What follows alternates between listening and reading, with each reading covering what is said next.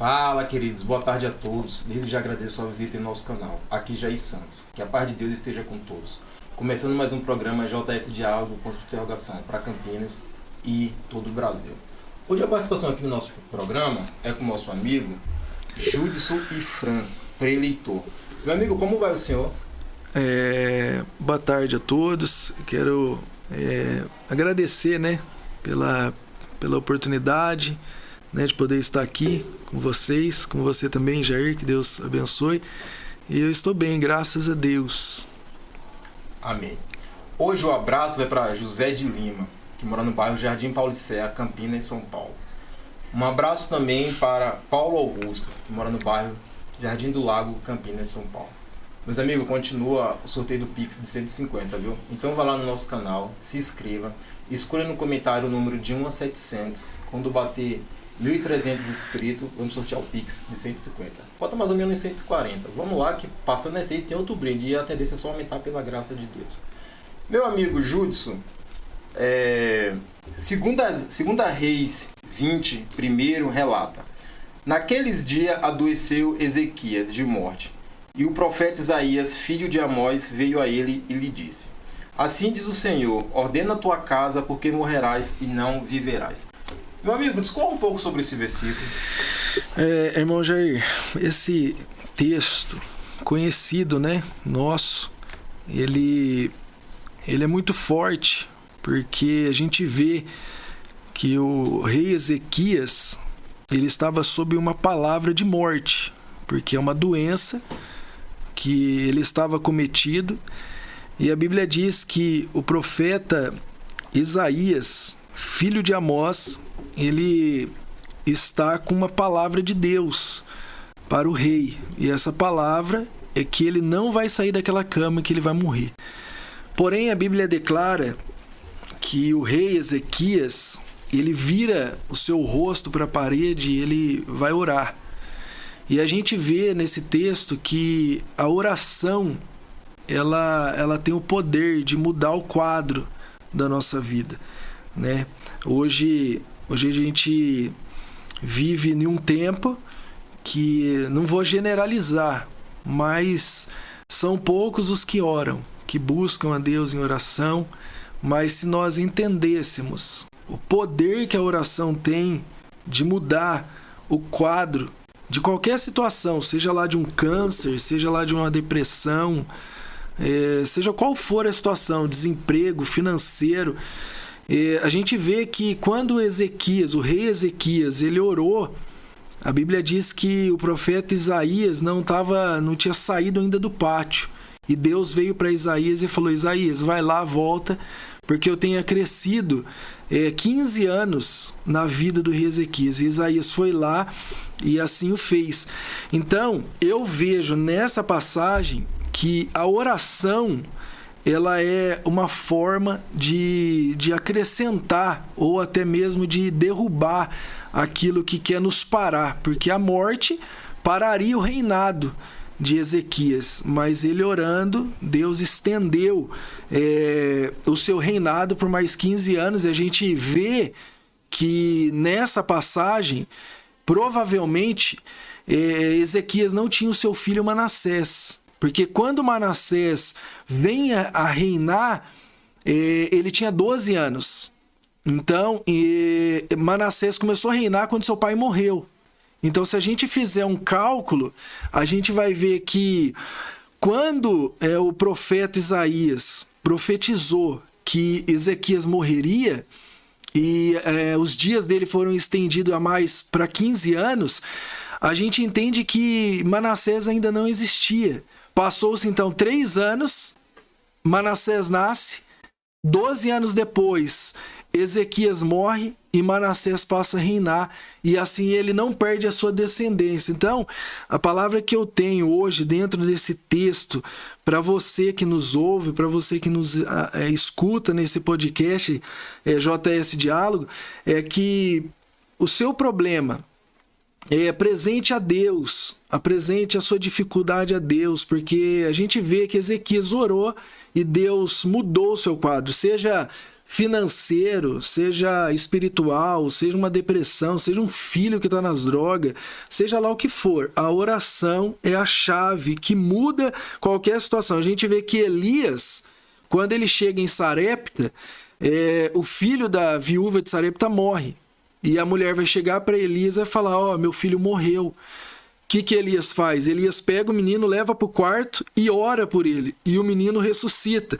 A gente vê também que Eliseu, quando ele estava em Sunem, a Bíblia diz que Eliseu profetizou para aquela mulher que ela teria um filho.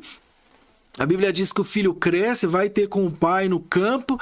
Ele tem dor de cabeça, ele morre. Mas a mulher de Sunem, ela vai atrás de Eliseu. Eliseu vai à casa da mulher, entra no quarto dele, onde ele estava. O menino está na cama. Elias deita naquela cama, em cima daquele menino, ora por ele. E a Bíblia diz que ele espirra e ele volta a viver. Então, a oração, como eu disse, eu não posso generalizar, né? Existem pessoas que oram, que acreditam no poder da oração, porque a oração nada mais é que um diálogo com Deus, né? E a gente vê também, irmão Jair, que Jesus, ele nos ensina a orar. A gente vê em Lucas, capítulo 18, Jesus ensinando sobre a parábola daquele juiz iníquo e daquela viúva. Jesus fala assim no versículo 1. No versículo 1 de Lucas 18, declara assim: e Jesus ensinou-lhes através de uma parábola sobre o dever de orar. Então a oração, ela é um dever de todo cristão. A oração, ela é um dever. Porque Jesus disse, a oração é um dever. Dever é responsabilidade, dever é obrigação. Então logo todo cristão, ele tem essa responsabilidade de orar. E a Bíblia fala que, Jesus falando a parábola, Jesus fala que tinha um juiz iníquo numa cidade, ele não respeitava Deus e nem temia homem algum. Mas a Bíblia diz que nessa mesma cidade tinha uma viúva. E ela ia constantemente lá pedir para o juiz: faz justiça contra o meu adversário, faz justiça contra... E a Bíblia diz que por muito tempo esse juiz não quis. Mas depois de algum tempo, ele falou: ainda que eu não tema a Deus e nem respeito homem algum, eu vou ouvir o pedido dessa mulher para que ela não volte mais aqui. Então perceba que o sentimento dessa mulher para ir ter com o juiz, ela sabia que o juiz era ruim. Ela sabia que o juiz não respeitava homem, ela sabia que o juiz não temia Deus, mas mesmo diante desse cenário de um sentimento ruim que ela tinha, sabendo que ele era ruim, ela ainda mesmo ia assim. O que Jesus está nos ensinando nessa parábola é: o juiz é iníquo, o juiz é ruim. Mas o seu Deus, ele é juiz, mas ele não é ruim. O seu Deus, ele é santo, ele é bom. É um contraste. Essa mulher, sabendo que o juiz é ruim, está indo lá. E nós, que a gente sabe que o nosso Deus é bom, por que a gente não vai orar? Por que a gente não ora na alegria? A gente às vezes só ora a Deus no momento quando aperta. Mas o certo de todo cristão, nós como cristão, é orar quando estamos na abundância. Paulo disse: eu aprendi a viver na abundância e na escassez, na fome, né? Então, assim, nós precisamos ter esse relacionamento com Deus através da oração. Amém. Meu amigo, qual a mensagem para essa tarde? A mensagem para essa tarde, meu amigo Jair, está em Atos dos Apóstolos. A gente vai ler aqui Atos dos Apóstolos, capítulo de número 12, e vai falar também sobre a oração. Deus, ele vem queimando por esses dias. Esse dia eu ministrei na minha igreja e a gente falou sobre a oração, né? Porque a gente sabe que a oração, ela é a chave. Se nós entendêssemos isso, de fato, como é verdade, a gente vê quando Adão pecou, Deus desceu no jardim e falou: Adão, onde você está? Deus sabia onde Adão estava, Deus sabia o que Adão tinha feito, mas o que Deus queria era diálogo. Fala para mim, vamos conversar. Então a oração, ela é um diálogo. E eu quero ler aqui Atos capítulo 12, versículo 16, que diz assim: mas Pedro perseverava em bater E quando abriram, viram-no e se espantaram. Eu quero falar aqui sobre a maturidade cristã. Quando a gente fala de maturidade, Jair, eu falo por mim, por muito tempo, eu achei que maturidade ela estava ligada à idade. Mas a gente repara que maturidade não tem nada a ver com idade, porque você pode ver que tem gente nova que tem mais maturidade do que gente com idade, um senhor de idade. Você vê que senhor de idade, às vezes é um criança, não sabe receber uma crítica, não sabe receber um confronto, porque confronto é diferente de afronta. Então, você vê que tem pessoas que não sabem receber uma crítica. Quando a gente vê essa igreja de Atos 12, ela é uma igreja madura. Só que entenda o que eu vou falar para você, Jair. Nós estamos criando um relacionamento com Deus. Nós estamos caminhando com Deus e o objetivo nosso como igreja é atingir a maturidade perfeita. Quem é a maturidade perfeita? Jesus. Ele é a maturidade suprema. Por mais que nós avancemos no nosso dia, nós ainda vai errar, né? Mas a gente vê que essa igreja de Atos 12, olha comigo o versículo 5.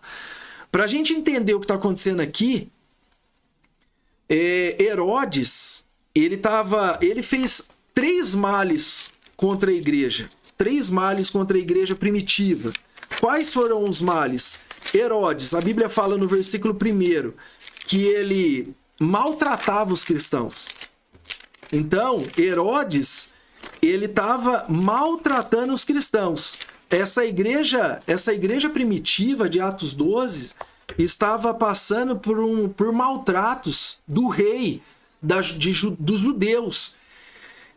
A Bíblia diz que mesmo ele maltratando os judeus, mesmo ele maltratando os cristãos, ele ainda pega e mata Tiago ao fio da espada. Então pensa comigo, Herodes está maltratando e agora matando. O objetivo de Herodes é destruir a igreja, é acabar com a igreja. Herodes tipifica a ação diabólica. Herodes tipifica a ação de Satanás. O que o diabo quer fazer com a igreja? É destruir. Mas ele não consegue, porque Jesus mesmo disse que as portas do inferno não prevalecerão contra a minha igreja. Mas Herodes, o desejo dele é destruir a igreja. E a Bíblia diz, no versículo 3 de Atos 12, a Bíblia diz que, olha o que vai dizer, e Herodes, vendo que isso agradava os judeus, continuou, fazendo o quê? Mandou prender a Pedro. Então pensa, Herodes está maltratando a igreja, Herodes matou Tiago, um dos líderes da igreja, ele matou. E agora Herodes mandou prender Pedro, outro líder da igreja. A Bíblia diz que Herodes manda prender, os soldados vão lá para prender Pedro. Pedro, a Bíblia diz que ele está na festa dos pães ázimos. Quando Pedro está lá na festa dos pães ázimos, o soldado chega lá. Quem é Pedro? Pedro se põe de pé e fala, sou eu. Nós temos um mandato de prisão para você. Ele sai de lá acorrentado, algemado, e ele vai para a prisão. A Bíblia diz que Herodes colocou 16 soldados para guardar Pedro. Só que olha o que diz o versículo 5. Enquanto Pedro está preso, parecendo que era um dos piores assassinos, com um monte de soldado, o versículo 5 vai dizer assim, Pedro, pois, estava guardado na prisão, mas a igreja fazia contínua oração por ele a Deus. Uma igreja madura é uma igreja que ora. E eu falo hoje, tem uma frase que diz assim, eu não sei quem é o autor, mas ela diz assim, eu não oro mais que 1 hora, mas eu também não fico 5 minutos sem orar. Outra frase que diz, a oração é o oxigênio da alma do ser humano. O cristão que ora, ele sabe enfrentar os problemas. O cristão que ora, ele sabe enfrentar a dificuldade. Perceba que essa igreja de Atos 12, ela é uma igreja madura, porque ela é uma igreja que ora. Só que mesmo ela tendo maturidade, Deus ainda quer levar o nível da nossa maturidade. Deus quer levar o nível da maturidade dessa igreja a mais acima, quer subir o nível da maturidade dessa igreja. Porque por mais que a gente ore, ainda a gente não atingiu a maturidade suprema, a maturidade de Cristo. A gente não atingiu. Então a gente vê que essa igreja aqui, ela é uma igreja madura. Só que perceba, Pedro está preso, só que a igreja está orando. A igreja está orando. A Bíblia diz que enquanto a igreja ora, a igreja não está vendo o que está acontecendo. Porque quando a gente ora, as coisas a gente pode não ver, mas estão acontecendo. A gente vê que a igreja está orando, e a Bíblia diz que enquanto a igreja ora na casa da irmã Maria, mãe de João Marcos, a Bíblia diz que um anjo de Deus vai lá na cela onde Pedro está. A igreja ora e o anjo vai lá. Quando o anjo chega na cela onde Pedro está, a Bíblia diz que há um clarão lá, o anjo chega do lado de Pedro, Pedro está dormindo, acorrentado, com 2 soldados, um soldado na sua mão direita e outro na sua mão esquerda. A Bíblia diz que o anjo chega lá e desperta, Pedro, levanta.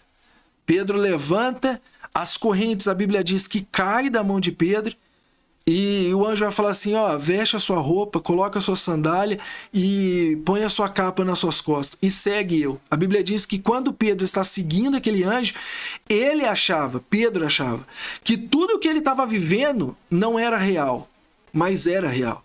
A Bíblia diz que Pedro segue aquele anjo, passa a primeira guarda, passa a segunda guarda. A Bíblia diz que Pedro chega no portão da cidade. O portão se abre, eles andam uma rua, o anjo vai embora. Pedro então cai em si, é ali que ele entende que tudo que ele viveu era real. Que tudo que ele passou daquela cela até onde ele estava não era somente uma visão, mas Deus tinha enviado um anjo para tirar ele de lá. E tirou ele por quê? Porque a igreja estava orando. Então a gente vai sair de situações da nossa vida através da oração. A gente vai alcançar bênção através da oração. A gente vai alcançar saúde, como Ezequias, através da oração. O filho da mulher, da viúva de Sarepta, ressuscitou através da oração. A de Sunem, através da oração. Jesus nos ensinou sobre o dever de orar sempre e nunca desfalecer. Então, Pedro agora ele cai em si e ele vai para onde? Ele vai para a casa da irmã Maria. E agora entra aqui e eu finalizo. Ele chega na casa da irmã Maria e lembra que eu te falei que Jesus ele quer subir o nível da nossa maturidade. Essa igreja de Atos 12 é madura? É madura. Mas Deus quer subir o nível dela, quer subir o nível da maturidade dela. Quando Pedro chega na casa da irmã Maria, Pedro bate. Irmã Maria, o que eles estavam fazendo dentro da casa da irmã Maria? Orando. Quem vai ouvir na porta que está batendo?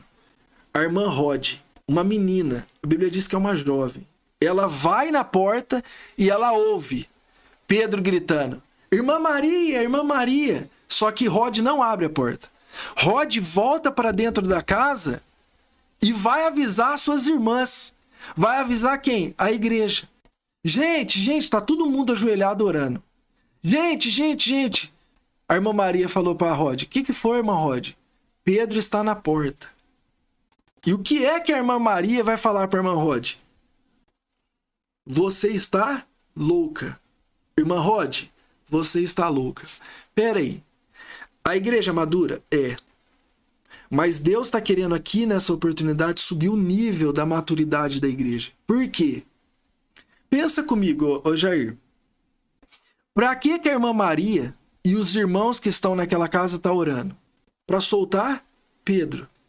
Agora Pedro está na porta. Só que a igreja não acredita. Então vamos lá. A primeira função da maturidade, nós somos maduros. Eu, você, quem está nos ouvindo é maduro. Só que a função da maturidade... Qual que é a função da polícia? Prender o ladrão.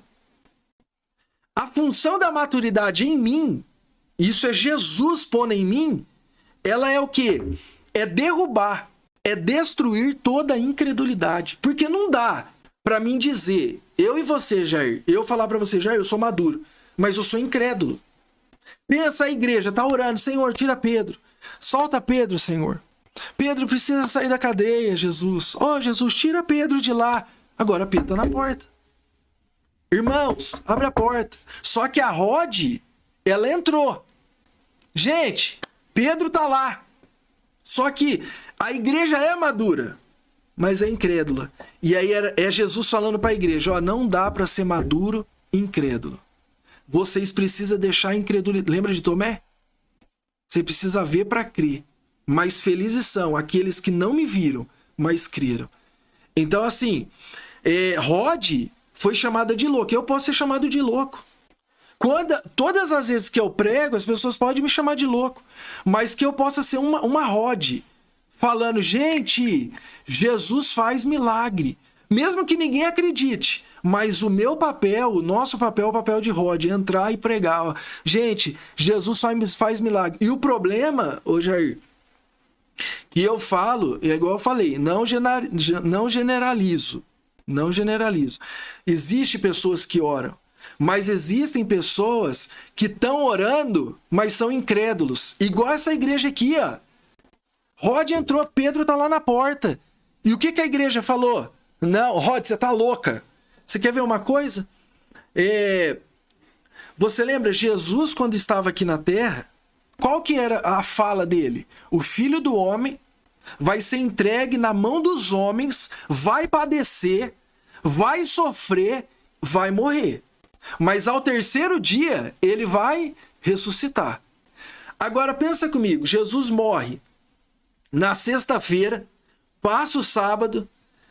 A Bíblia diz que passando o sábado, Maria, mãe de Tiago e Salomé, vão comprar aromas para ungir quem? Ungir Jesus.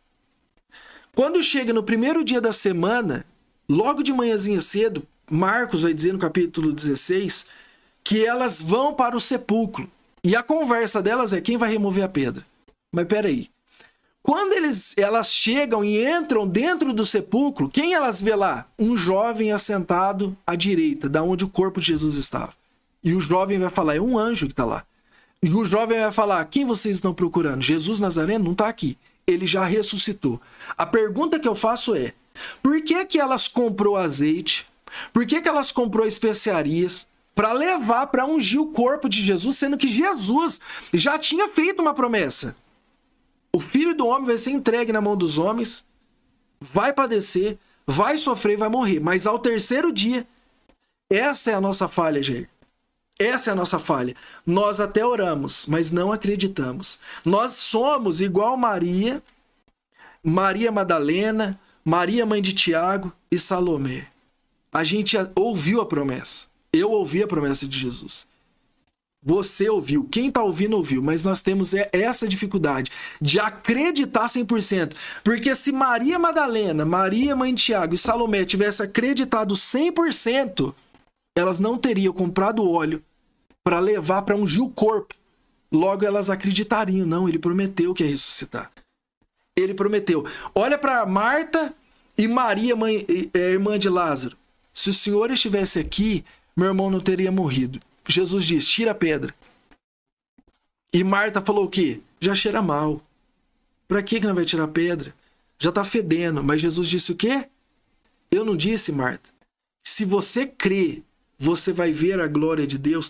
O que eu aprendo nessa passagem aqui, Jair, é que nós estamos orando, então temos que acreditar no que estamos orando. Se você que nos ouve nessa tarde está orando pela sua família, pelo seu marido, pelo seu filho, acredite no que você está orando.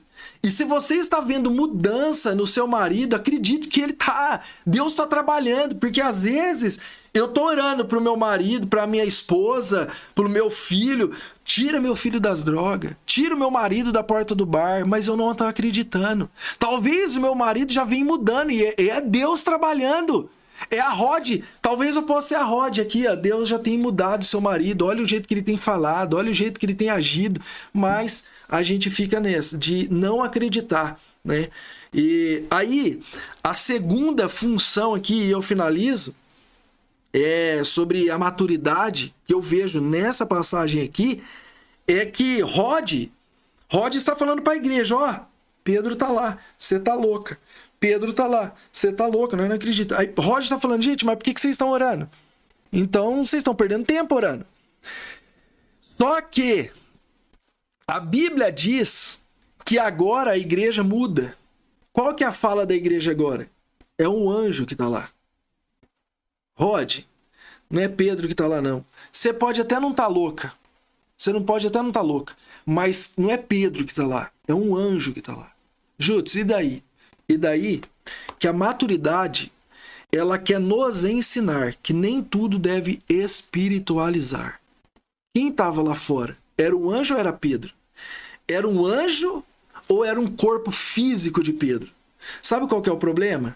Era Rod falando assim para Maria, falando assim para Rod. Rod, nós aqui espiritualiza tudo. Sabe aquele crente que tudo é o diabo? Tudo é o diabo. Ou tudo é Deus. Não. Ô, irmão, você precisa procurar um serviço. Deus abre a porta, mas ele dorme até meio-dia. Não, Deus abre a porta. Só que ele dorme até meio-dia. Ele acha que Deus vai trazer um trabalho na porta da casa dele. Irmão, se nós não fizer currículo, não acordar cedo e não ir atrás do trabalho, o trabalho não vai bater na sua porta. E você pode perceber, existem cristãos que tudo espiritualiza. Existem pecado que o cara, ele espiritualiza. E existe o pecado, na verdade, o pecado, a gente precisa se posicionar para ele. Não é espiritualizar, é tomar uma atitude. O que Maria deveria ter feito não era falado que era um anjo que estava na porta. O que Maria tem que fazer é o quê? Levantar da oração, caminhar até a porta, pegar na maçaneta, é ação. A palavra oração é a junção de duas palavras. Ora, de oratória, falar em público, e ação, é agir. O que Rod está nos ensinando, o que essa palavra de Deus está nos ensinando, é que nem tudo deve espiritualizar. Pedro está na porta, batendo. Às vezes nós não recebemos milagre. Às vezes nós não recebemos milagre. Deixamos de participar de milagres que Deus tem para nós. Por quê? Porque eu espiritualizo tudo. Tudo para mim é espiritual. Tudo para mim é Deus que vai fazer. A minha mulher tá endemoniada lá em casa. Não é demônio. É que você não limpa a casa para ela. Você não lava a louça para ela. Você não ajuda ela com as crianças em casa. E não é demônio. Você pode jejuar, você pode orar, você pode fazer o que você quiser. Você pode fazer o que você quiser. A verdade é que nós não devemos espiritualizar tudo. Jutsu, existe o espiritual? Existe. Existe o mundo espiritual. Mas existe também o mundo material. E no mundo material a gente precisa agir. A gente vê que Jesus dá uma ordem para os seus discípulos. Qual que é a ordem? Entra no barco e vai para outra margem. Os discípulos entrou, Jesus despediu a multidão e foi orar. A Bíblia diz que Jesus subiu ao monte para orar à parte. Os discípulos estão no meio do mar. A onda é contrária, está entrando dentro do barco. Os discípulos estão todos apavorados. Todos apavorados. E quem vem andando sobre as águas a quarta vigília da noite? Jesus. Jesus vem caminhando sobre as águas. E o que é que os discípulos falam? É um fantasma. Os discípulos estão espiritualizando o que não deve se espiritualizar. Quem estava andando sobre as águas? Era um espírito? Era um fantasma ou era Jesus? Aí a gente vê até com a igreja de Atos 12. É um anjo que está lá. E não era um anjo, era Pedro. Os discípulos no barco estavam dizendo: É um fantasma que está vindo ali. Mas quando a gente deixa de espiritualizar aquilo que é normal, aquilo que é natural, a gente faz igual Pedro. Senhor, se és tu, manda-me ir ter contigo sobre as águas. A Bíblia diz o quê? Que Jesus fala, Pedro, vem. Pedro desce do barco. Descer do barco é espiritual ou é natural? É natural. Você tem que pôr o pé na água. O que é espiritual? É ele não afundar. Então, nessa situação, eu deixo aqui para me finalizar. Nessa situação que você vem passando, do seu filho, do seu esposo, no seu trabalho, existem coisas que não é espiritual. Existem coisas que é natural. E o que é natural, por exemplo, Josué, eu vou dar a terra prometida. Eu prometi para Moisés. Vocês vão entrar lá dentro da terra de Canaã. Só que a muralha de Jericó tem que cair. Agora entra. Você vai ter que ir lá em volta da muralha, andar 7 dias lá. 6 dias você vai andar uma vez. No 7º você vai andar 7. Pera aí. A muralha vai cair. É sobrenatural aquela muralha cair, porque era impossível aquela muralha cair. Só que, o que é natural ali? É Josué pegar o povo e dar a volta na muralha.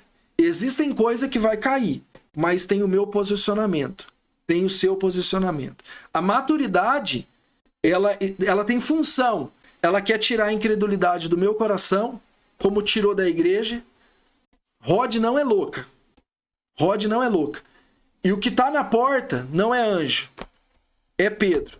Então levanta, se posiciona e faça. Deus abençoe. Amém, irmão Júlio. Deus abençoe grandemente, viu? O Senhor e a família do Senhor. Aqui, ó, se inscreva, participe e compartilhe na tela. Deixe seu like também. Nos ajude nessa caminhada. O Evangelho, como ele falou, a questão da oração. A oração é a chave da vitória. Então, quando você tiver alguma dificuldade, que eu já percebi algumas vezes, eu apesar de não estar muito em redes sociais, não vai escrever em Facebook, Instagram. A Bíblia vai entrar no seu quarto, orar a Deus, não você colocar Instagram e Facebook, porque antigamente nem tinha isso no caso, né? Sim. E fica uma coisa feia essa situação, né? Às vezes escandaliza até o Evangelho, então tem coisas que você tem que ter no seu particular, como a Bíblia relata. Outra coisa que eu falo também, o Evangelho não é uma disputa, não é um debate, não é uma corrida de quem quer ser melhor do que o outro. Porque você vê casos isolados na Bíblia, mas você não tem base na Bíblia para isso aí. Eu já li a Bíblia 2 vezes, não para querer ser melhor do que o outro, mas porque eu gosto de ler, foi um livro que eu escolhi. Aí você vê alguns abençoados que ele coloca debate na questão da Bíblia, até intermediador e assim adiante. A gente vê alguns casos, quando a gente pega o Novo Testamento, os fariseus muitas vezes afrontando Jesus, né? Então não existe muito. A gente tem que ver muito o conteúdo que a gente está ali assistindo. Eu até falo, no meu caso, não é nem questão de querer ser YouTube. Se eu tivesse condições, eu colocava até essa programação nossa em uma TV em si, na grade de uma TV. Sim. Mas então a gente tem que estar sempre vigiando o conteúdo que a gente está buscando e assim adiante. Judson e Fran Preleitor, casado com Karen Ellen Juliana, congrega na De Belém, Parque São Quirino. Meu amigo, deixa seu contato para pregar nas igrejas aí. Jair, o meu Instagram é Judson e Fran, né? O meu contato do WhatsApp é 019 98458 7012. Quer mandar um abraço para alguém, agradecer? Quero mandar um abraço e um beijo para minha esposa, Carielle, que tem me ajudado muito. Se eu estou aqui, né, hoje eu sou quem sou, devo muito a ela por tudo que ela tem feito por mim, né, me ajudado muito. A mulher sábia, né, edifica a casa, e ela tem demonstrado isso. Mandar um beijo também para minha mãe, meu pai, que são pessoas que intercedem também por mim, e eu sou grato a Deus pela vida deles. A família mantém o ministério, né? Isso. É a base do ministério. Então é mais ou menos isso. Acompanhe a gente, vê como é light aqui. Uma mensagem, apenas Bíblia. Você não vê sensacionalismo, porque o que você vê nesse tal do YouTube, misericórdia, o tal sensacionalismo. A corrida para ganhar isso e aquilo, misericórdia. O Evangelho não é isso. Então, Aqui você percebe que é só Bíblia. Não tem conversa fiada, é reto. Reto, não tem conversa paralela. E outra coisa, nos ajude também na área da educação. Você que tem formação acadêmica em medicina, qualquer especialização, fisioterapia, as áreas que ainda não passou com a gente, participe com a gente na área da educação. Como funciona na área da educação? Você explica sobre sua área de formação, explica sobre sua rotina dia após dia e 2 perguntinhas básicas no final. Qual o propósito? A gente compartilhar conhecimento, entendeu? Então, é mais ou menos isso. Para finalizar aqui também, eu quero mandar um abraço para Johnny Silva, que mora no bairro Porto Seguro, Campinas, São Paulo. Um abraço também para Cleiton Amorim, que mora no bairro Parque Universitário, Campinas, São Paulo. E dizer até a próxima, ótimo domingo.